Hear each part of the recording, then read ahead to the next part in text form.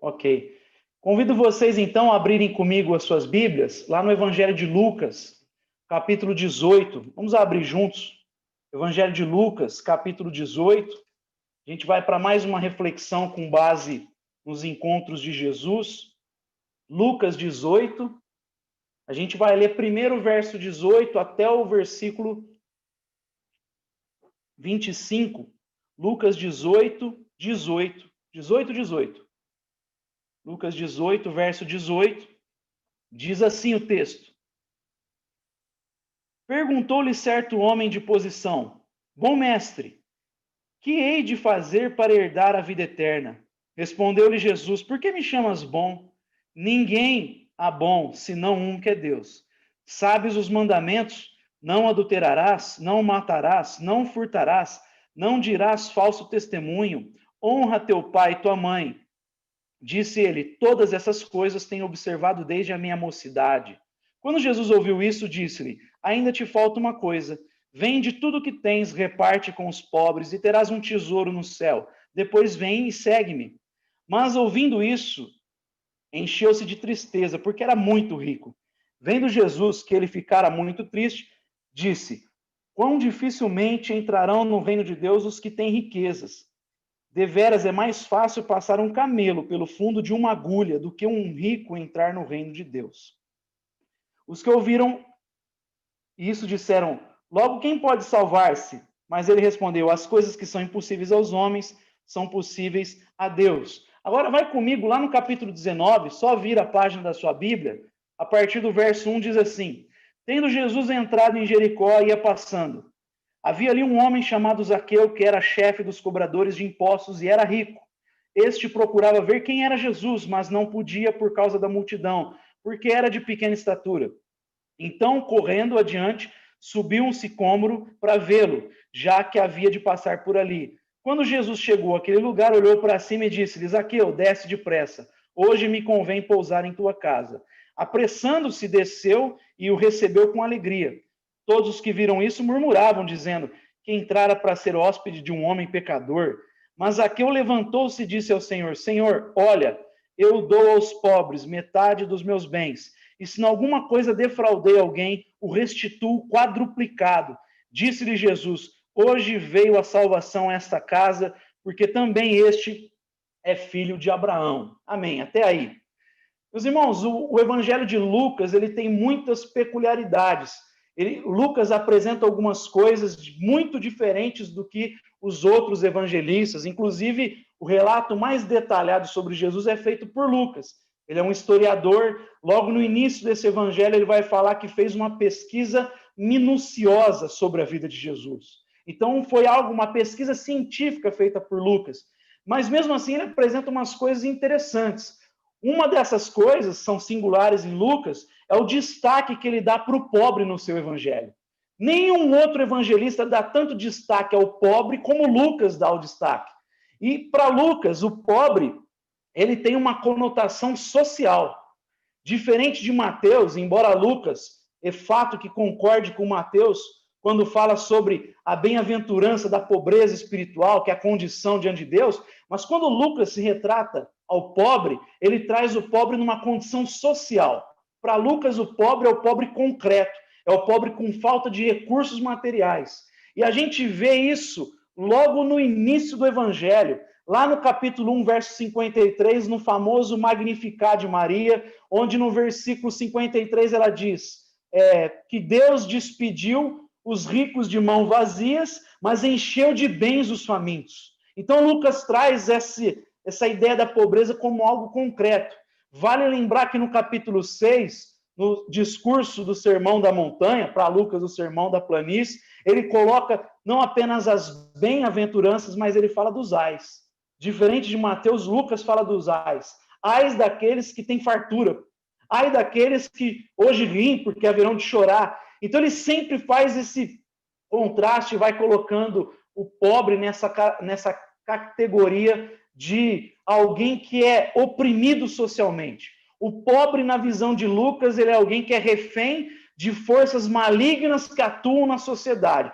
Tem uma estrutura pecaminosa, segundo Lucas, e ele diz que o pobre é refém dessa estrutura. Em contrapartida, Lucas ele vai apresentar o rico como o sujeito que é escravo de Mamon, mas adorador de Mamon. É alguém que está sempre em busca dos prazeres dessa vida, é alguém que tem uma mentalidade plenamente hedonista, que vive numa lógica de consumo, e é por isso que esses ricos que estão ocupados com seu consumo, que estão atrás dos bens materiais, eles não atendem um convite do rei para comer do banquete. Lembra lá no capítulo 14, que é oferecido um banquete a todas as pessoas, mas os ricos que estão atrás das coisas dessa vida rejeitam esse convite. Eles desprezam o convite do rei. É por isso que eles também, o rico, ele não se atenta ao Lázaro, ao mendigo que está à sua porta, porque ele está ocupado com banquetes dessa era, ele está ocupado com o linho finíssimo, com a púrpura, então ele está sempre preso nessa lógica de consumo e por isso não atende o banquete, por isso não olha para o Lázaro, o mendigo, à beira, bem à sua porta, e essa parábola que Jesus conta, a gente nem sabe se é uma parábola, porque ela é a única que tem um nome próprio lá, que é o nome do Lázaro. Então a gente não sabe se ao certo é uma parábola. Jesus apresenta falando dessa incapacidade do rico ali de olhar para o pobre, porque ele estava refém dos banquetes, dos prazeres dessa existência. Lucas vai dizer que os fariseus também eram avarentos, eles amavam o dinheiro. Mesmo que o seu exterior parecia que eram piedosos, que zelavam pela lei de Deus, Lucas vai dizer no capítulo 16, verso 14, que eles, no fundo, eles eram amantes do dinheiro. Lucas também apresenta uma outra peculiaridade, que é a agenda missionária de Jesus. Lá no capítulo 4, quando Jesus inicia o seu ministério, as escrituras são abertas no texto de Isaías, aquele que diz: o Espírito do Senhor está sobre mim, porque ele me ungiu para pregar boas novas aos pobres, dar visão aos cegos, libertar os cativos, enfim, ele cita esse texto, mas o que é curioso ali no capítulo 4 é que entre esse texto de Isaías 61, que é o verso 1 e 2, depois você pode acompanhar aí na sua casa, pode abrir o texto, Isaías 61, 1 e 2, é o texto que Jesus, é aberto para Jesus ali da sua missão, da sua agenda missionária. Lucas, ele insere um versículo ali entre o verso 1 e 2 de Isaías 61, que é do capítulo 58 de Isaías, no verso 6. E se você lembra de cabeça aí, é o texto do verdadeiro jejum, onde Deus diz assim, olha, o verdadeiro jejum é soltar as amarras do que está preso, é você olhar para o oprimido, é você repartir o seu pão. Então, Lucas pega um texto de Isaías 58, que está totalmente ligado à justiça social, à empatia, à generosidade, e insere na agenda missionária de Jesus. Só Lucas faz isso. E é curioso essa construção que ele faz para mostrar qual é a conotação ética de Jesus, qual a ética social de Jesus e que a gente deve seguir. Então, Lucas, ele insere essa informação curiosa. Ele pega entre Isaías 61, 1 e 2 e insere Isaías 58, 6, para a gente ser mais preciso. E aí é por isso, meus irmãos, esse destaque que ele dá ao pobre, a agenda missionária de Jesus, a questão da justiça no seu evangelho, é por isso que muitos vão dizer que, na verdade, Lucas, ele é o evangelista dos ricos. Porque quando Lucas escreve, ele está esperando algo dos ricos que ouvem o seu evangelho. Ele tem uma expectativa do seu público que é rico. Esses ricos que ouvem o evangelho, através de Lucas, eles precisam ter uma resposta. E a resposta que Lucas espera, ele, por exemplo, coloca na boca de João Batista. Lucas é o único que coloca uma resposta nos lábios de João Batista quando se deparam com a mensagem de confronto. A pergunta dos seus ouvintes é: o que faremos então? João Batista prega o arrependimento e a resposta é: o que faremos então? E aí Lucas é o único que coloca essa palavra na boca de João Batista: olha, quem tem 2 túnicas, dê a quem não tem nenhuma. E quem tem comida, faça o mesmo. E vocês, soldados, parem de extorquir o oprimido, parem de extorquir o fraco, parem de extorquir o pobre. Então, Lucas, ele coloca essa resposta aí na boca de João Batista, esperando que o arrependimento gere esses frutos. Então, o fruto do arrependimento é uma expectativa. A gente pode também lembrar que Lucas é o único que fala da parábola do samaritano. A gente só encontra a parábola do samaritano em Lucas, quando ele fala daquele que de fato expressa a verdadeira adoração a Deus, não é o levita e nem o sacerdote ocupados com as coisas do templo, mas o que responde a uma verdadeira adoração é o samaritano que cuida daquele que está doente na beira do caminho.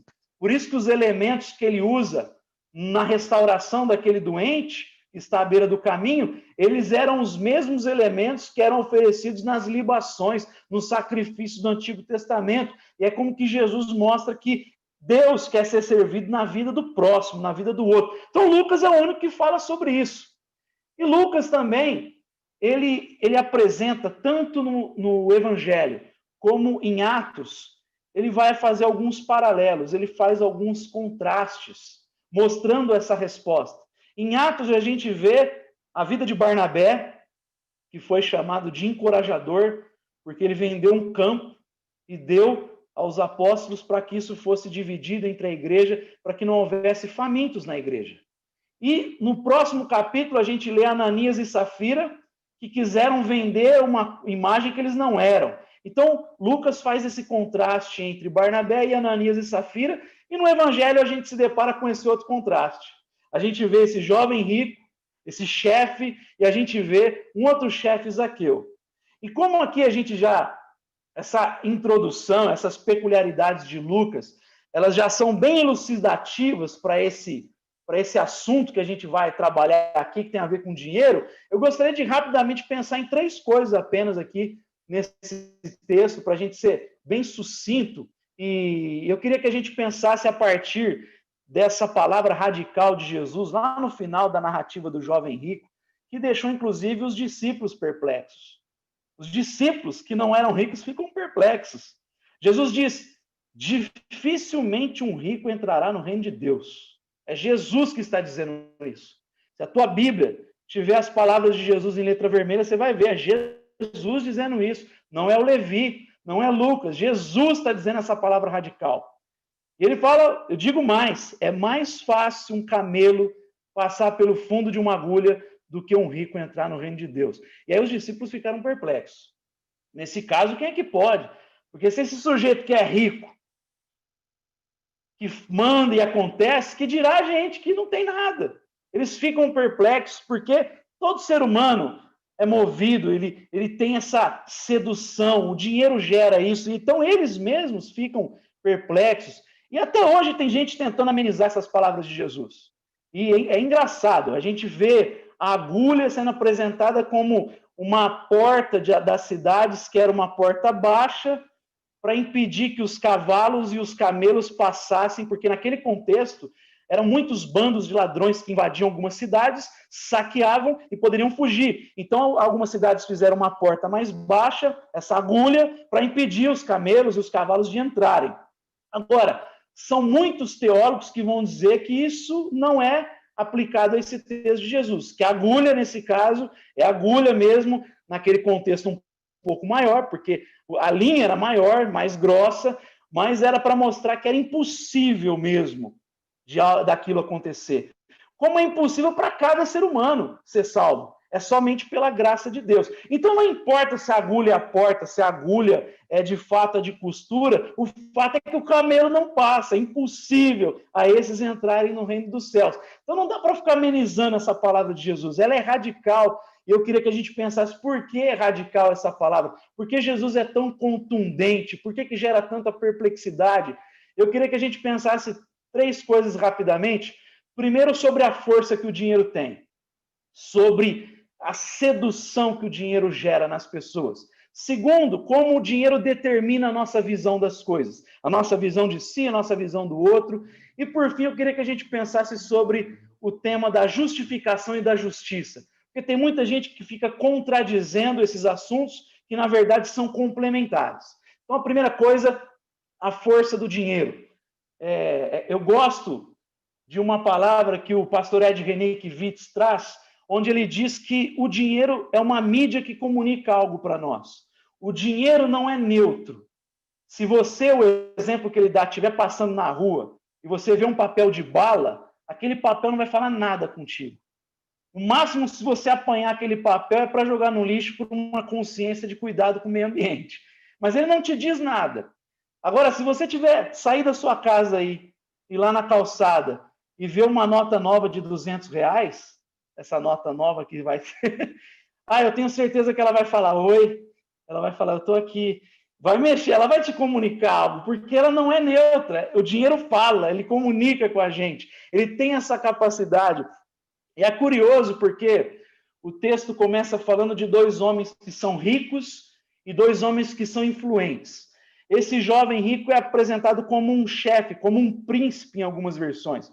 É alguém que tinha influência em uma determinada região, em um determinado território. E no capítulo 19, Zaqueu, que é chefe dos publicanos, está acima de um setor, de um ofício, exerce influência. E o curioso é porque o poder geralmente está atrelado com o dinheiro. Sempre. Dinheiro traz poder. O poder está sempre amarrado com o dinheiro. O Tim Keller vai dizer que quanto mais dinheiro você tem, mais poder você exerce ou você tem para organizar, influenciar o que acontece no seu pequeno pedaço de mundo. Quanto mais dinheiro você tem, mais poder você exerce no seu mundo, nesse pedaço de mundo que você tem. E a gente vê isso nas Escrituras. Tem um texto lá em Daniel falando de Nabucodonosor. Foi um cara extraordinário, teve muita riqueza, muitos bens. Fala dos jardins suspensos da Babilônia, que era uma das maravilhas do mundo. E eu gosto uma expressão que ressalta essa sedução do dinheiro, esse desejo de mais poder que o dinheiro traz também. Ele vai dizer assim: acaso não é esta a grande Babilônia que eu construí como capital do meu reino, com o meu enorme poder e para a glória da minha majestade? As palavras de Nabucodonosor chegaram ao trono de Deus, e se você lembrar, ele foi ferido por Deus, ele ficou num estado de demência, não sei, ele ficou fora de si durante anos, ele foi humilhado por Deus, porque diante da grandeza que ele alcançou, ele se gloriou, ele se tornou presunçoso, não deu glórias a Deus, e por isso ele passou por uma humilhação de Deus, até ele recuperar a sã consciência, depois Deus vai restaurá-lo. Mas o poder, o dinheiro gera esse fascínio, gera esse encanto. As pessoas vão perdendo a noção, e as pessoas vão querendo sempre acumular mais e mais e exercer mais e mais poder. Lembra, meus irmãos, da denúncia do profeta Isaías, no capítulo 5, verso 8, aqueles textos que muito reformado gosta de esconder na Bíblia, onde há uma denúncia ao latifúndio, o pecado do latifúndio. Isaías diz: ai daqueles que ajuntam casa e casa, campo e campo, até que fiquem como os únicos moradores da terra. Deus está falando pela boca de Isaías para os seus compatriotas que aquilo era um pecado abominável a Deus. Vocês estão se tornando detentores da terra que é de Deus. E Deus deu essa terra para os israelitas, para a nação. Vocês deveriam se ver como família, mas vocês não estão agindo assim. Então ele vai dizer: ai daqueles que estão ajuntando casa e mais casa, campo e mais campo, concentração de renda, concentração de propriedade, até ficarem como se fossem os únicos moradores de Israel. Ai de vocês, o juízo virá sobre vocês. Amós, ele também vai trazer uma palavra radical sobre essa falta de noção dos seus compatriotas, lá em Samaria, que o povo começou a ficar embebedado pelo dinheiro, pelo poder, pelas posses. E aí Amós ele vai dizer que os ricos, eles aspiravam inclusive pela terra que estava na testa do pobre. Eles queriam tanto acumular terra, que eles aspiravam até pela terra que estava na testa do pobre, na cabeça do pobre. Eles queriam mais e mais. Já diz o sábio em Provérbios que a sanguessuga, ela tem 2 filhas, me dá. Está sempre insaciável, não consegue nunca experimentar satisfação em Deus. Não tem contentamento, quer sempre mais, acumular, e isso vai se tornando uma cadeia, uma escravidão. Então o dinheiro ele sempre vem atrelado com poder, sempre vai gerando fascínio, as pessoas querem mais e mais, estão sempre querendo adquirir mais e mais, até perder a noção completamente ao seu redor. E a segunda coisa que a gente pode destacar aqui é como o dinheiro altera o nosso modo de se relacionar com as coisas, se relacionar com a vida, se relacionar com Deus, se relacionar com o próximo. A gente vê esse jovem chegando até Jesus, esse príncipe, e parece que é um homem todo piedoso, né? Bom mestre. Aliás, esse texto ele gera muita discussão. Bom mestre, aí Jesus fala, por que me chamas bom? Há somente um que é bom, que é Deus. Tem muita gente que pega esse versículo e fala que Jesus está negando a sua divindade, mas não é isso que Jesus está fazendo. Não é isso que Jesus está fazendo. Um judeu não chamaria outro homem de bom. Aliás, a parábola do samaritano, você vai ver que nem tem bom lá, é a gente que coloca. É a parábola do samaritano. Nem tem bom samaritano lá. A gente que chama ele assim.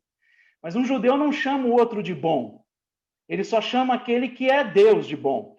Quando Jesus fala, por que me chamas bom? É porque Jesus está confrontando aquele jovem para ver se de fato ele é condizente com o que está falando. Se ele só não está ali sendo um diplomata, uma linguagem politiqueira, mas que é uma linguagem que está sendo hipócrita, que não revela de fato o que está no interior. Porque se de fato crê que Jesus é Deus, que ele é bom, esse homem tinha que se curvar diante de Jesus. Então, a palavra de Jesus é para confrontar esse jovem. Por que me chamas bom? Quer dizer, se eu sou Deus, se eu sou bom, a atitude sua tinha que ser outra. Diante de Deus, a tua atitude é outra. Então, Jesus está ali trazendo luz para o que está no interior daquele jovem. Mas é curioso porque ele vem assim cheio de hipocrisia, de falta de sinceridade diante de Jesus. É uma linguagem simplesmente de diplomata, politiqueira, não condiz com a realidade do seu coração. Ele não crê de fato que Jesus é Deus. Ele não crê genuinamente que Jesus é Deus e está disposto a assumir as implicações desta verdade que Jesus é Deus.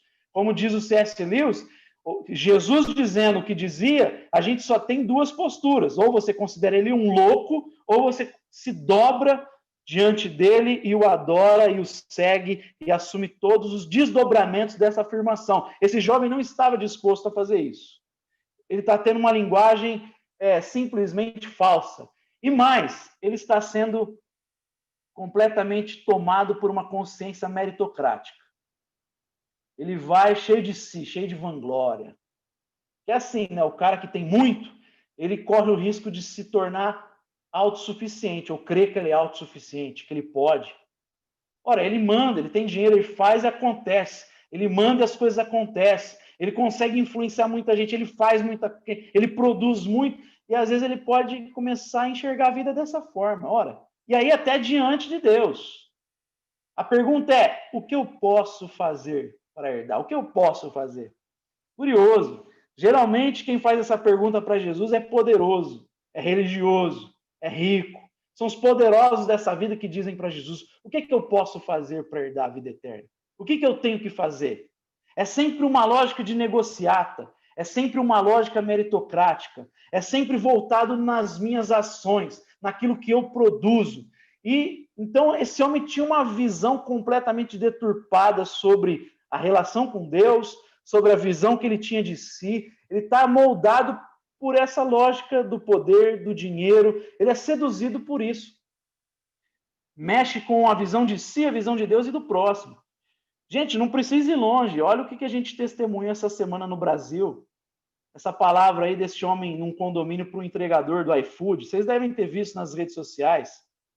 O cara falou assim, você nunca vai ter isso aqui, você não consegue e tal. E toda aquela arrogância, aquela presunção baseada numa lógica de mérito, de justiça própria. Então, essa presunção, ela está presente em quem, especialmente, possui riquezas. É sempre uma sedução, é sempre um problema. E não é por acaso, meus irmãos, que a palavra de Paulo a Timóteo, na primeira carta, capítulo 6, 17, é: ordene aos ricos do presente século que não sejam presunçosos. Por que Paulo está dizendo isso? Porque é muito fácil cair nisso, nessa lógica de mérito, de justiça própria, essa presunção, esse sentimento de autossuficiência. Jesus não está dizendo isso porque esse homem é rico. Jesus não tem problema com ter dinheiro, gente que tem dinheiro. O problema é que isso pode se tornar uma cadeia, a ponto das pessoas terem um sentimento de autossuficiência. Então, Paulo diz, ordene aos ricos do presente século que não sejam presunçosos, não sejam arrogantes, nem ponham a sua confiança na instabilidade das riquezas. Porque a riqueza, ela não é duradoura. A gente tem hoje e pode perder tudo. A gente não pode colocar confiança nisso. A nossa fé não pode estar nisso. Eu não tenho que me apoiar nisso. Então, Paulo está lembrando, fala aí, Timóteo, para os ricos da sua igreja. Toma cuidado com a presunção e toma cuidado com a confiança excessiva nas riquezas. Não se apoie nisso, se apoie em Deus, porque a provisão vem dele, os recursos vêm dele, a sabedoria vem dele, as forças vêm dele. Se a gente está de pé por causa da misericórdia dele, da graça dele. Então, Paulo está falando sobre isso. Isso altera o modo da gente ver a vida. É por isso que a palavra de Jesus é radical mesmo. É um poder, é uma força. Mamão é uma força. Mamão é um Deus. E isso molda a nossa visão de si, do mundo, das coisas. E aí, por fim, para a gente aqui concluir, eu queria que nós pensássemos sobre o tema da justificação e da justiça. Que são duas coisas que muita gente coloca como contraditória, mas elas são complementares. Uma é consequência da outra. Porque a graça, quando ela opera, ela sempre vai gerar transformação. E se por um lado a gente vê esse rico, diante da palavra de Jesus, se afastando triste, na outra narrativa, a gente vê um cara que a graça está operando, e não, a gente não tem a conversa durante o banquete, a gente vê algo silencioso, mas uma graça que opera, e Lucas registra a história para dizer, é isso que a graça faz. O rico que é alcançado pela graça, ele produz isso aqui que Zaqueu produz. É por isso que a história, a narrativa de Zaqueu, ela é singular. A graça opera, a graça transforma, a graça ela molda, ela muda. Primeiro porque Zaqueu ele recebe o convite, não tem nada a ver com o que ele fez. Ele estava ali com sinceridade, queria ver quem era Jesus lá naquela árvore, e Jesus faz o convite, desce, Zaqueu. Hoje eu vou estar na tua casa, vou comer um banquete com você. Então é sempre assim, é graça. É sempre um convite. É sempre algo que Jesus faz. É sempre Ele que produz. Não é a gente que faz. É Deus que produz. Então é sempre essa mentalidade de graça. Mas é sempre, como resposta, tem essa alegria de Zaqueu. Ele desce com alegria, recebe Jesus com alegria. A gente pode até pensar aqui naquilo que eu já falei sobre a visão antropológica do ser desejante. Curioso pensar que Zaqueu é um cara que tinha uma posição elevada, tinha muito dinheiro, estava acima dos publicanos, mas isso não trouxe satisfação. Porque a Bíblia apresenta o ser desejante como alguém que só se completa em Deus.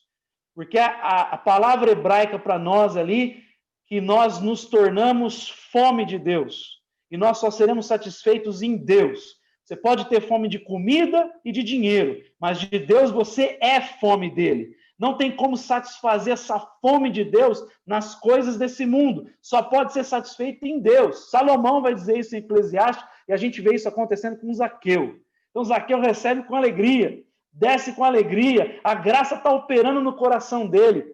E aí a gente vê ele impactado pela graça, respondendo. Jesus não pede nada para ele. Curioso, vem o rico, jovem, e Jesus vem cheio de si, cheio de pompa, e Jesus fala, te falta uma coisa. Então, já que você está cumprindo tudo isso, vende o que você tem, dá aos pobres, aí depois você me segue. E aí Jesus traz luz ao que está no coração daquele jovem. Mamon estava ali se apoderando do coração dele. Aquele jovem não tinha riquezas, as riquezas o tinham, que é o grande problema. Mas Zaqueu, Jesus sem pedir nada, ele se levanta e diz, Senhor, se eu defraudei alguém, eu vou restituir 4 vezes mais, e eu já estou dando metade dos meus bens aos pobres.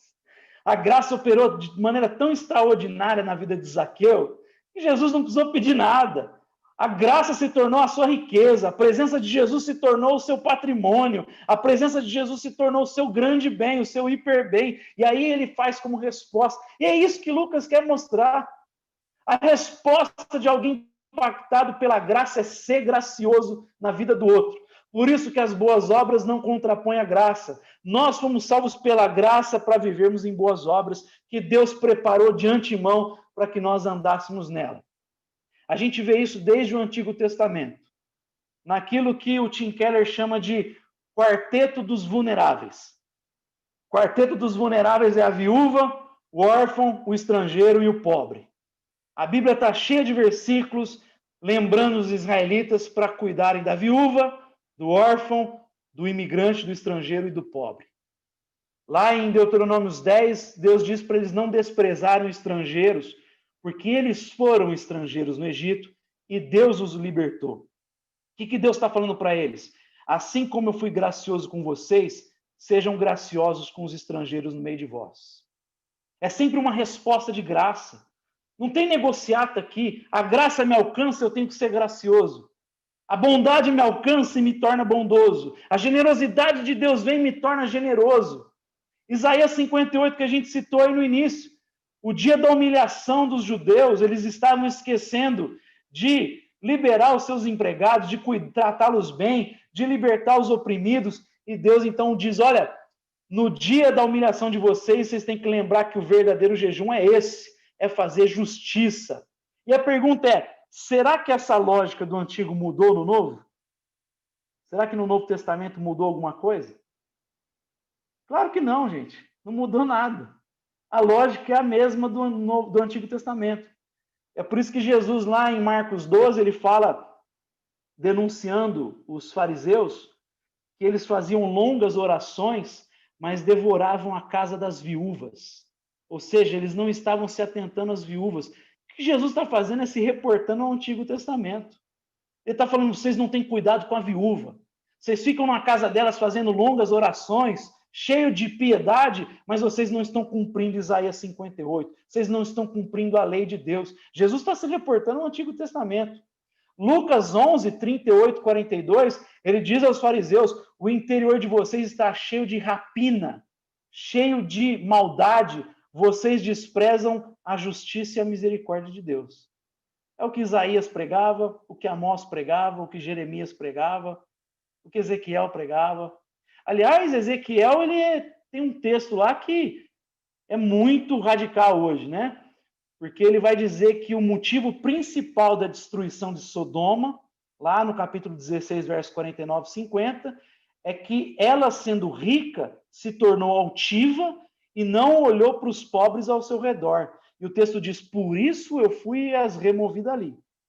A continuação diz que ela fez práticas repugnantes. Mas eu acho curioso porque, às vezes, os conservadores hoje, que tanto falam sobre a justificação pela fé, estão certos nisso, e tanto falam sobre o pecado da homossexualidade, eles esquecem desse texto de Ezequiel, que o primeiro pecado que trouxe indignação e ira de Deus foi não olhar para o pobre.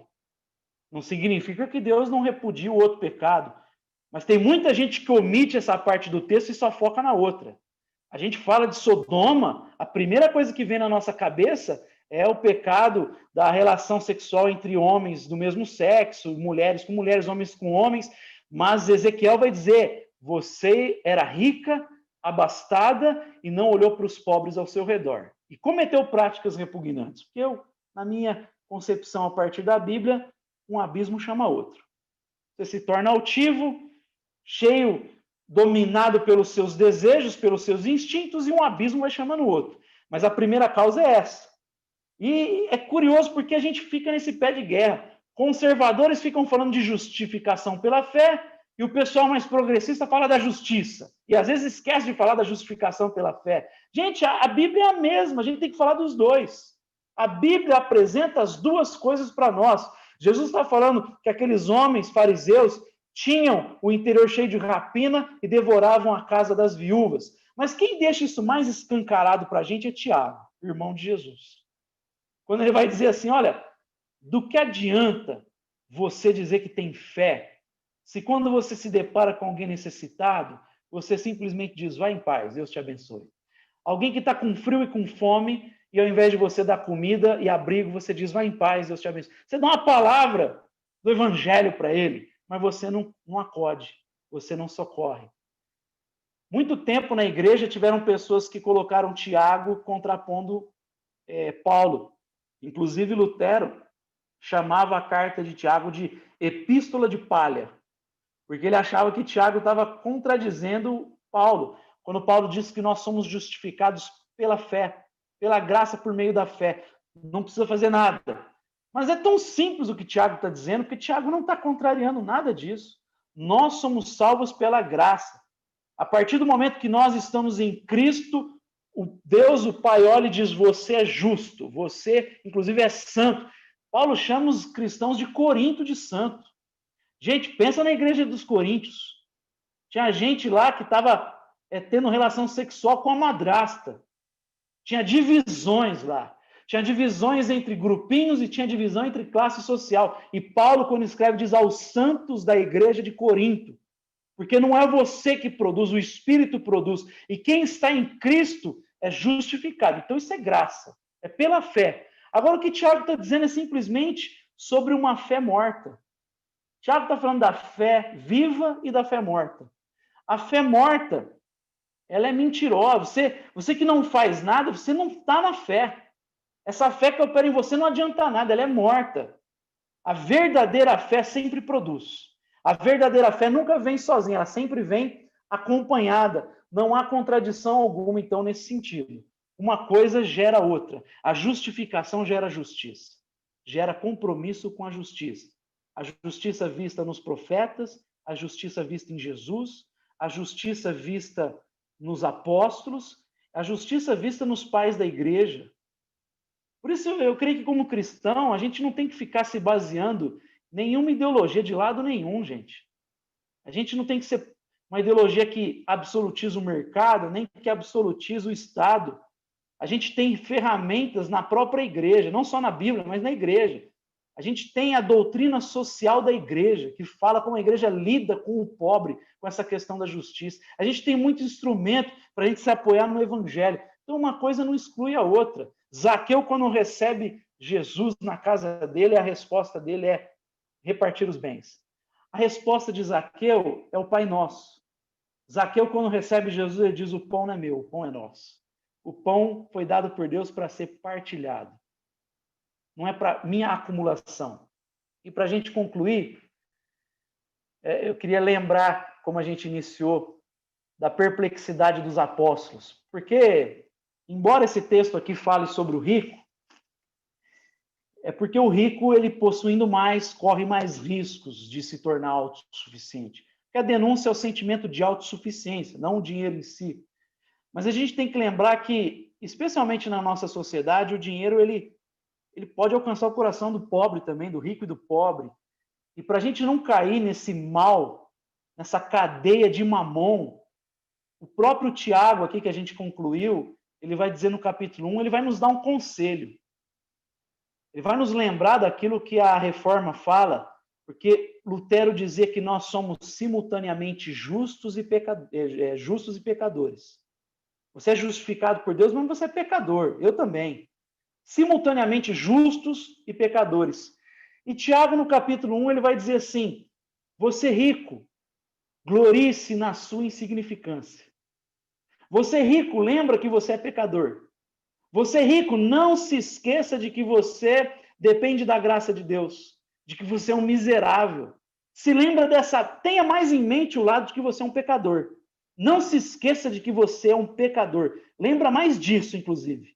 Mas o pobre, ele pode se sentir inferiorizado, porque ele não tem. E aí ele vai permitindo também, mesmo não tendo dinheiro, que o mercado venha moldar a visão dele. E ao invés de se moldar pelas escrituras. E aí Tiago diz, você pobre, glorie-se na sua condição elevada.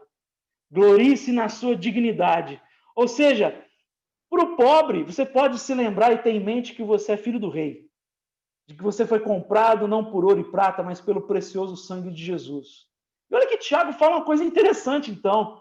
Para você não ser enredado por mamon, rico, lembra que você é pecador. E pobre, lembra que você é filho do rei. Porque dessa forma vocês não vão cair nessa cadeia, nessa sedução. Vocês vão ser construídos pelo evangelho. O rico não cai na autossuficiência, nem o pobre na inferioridade. O dinheiro não vai moldar vocês, o evangelho vai moldar vocês. Então é assim que eu concluo, convidando você para a gente ter uma palavra de oração, para que Deus nos faça generosos, altruístas, que Deus nos encontre como Zaqueu e como Barnabé, que são os personagens que Lucas mais dá destaque aí, tanto no Evangelho como no livro de Atos. Pai, nós queremos te dar graças pela tua palavra e pedir que tu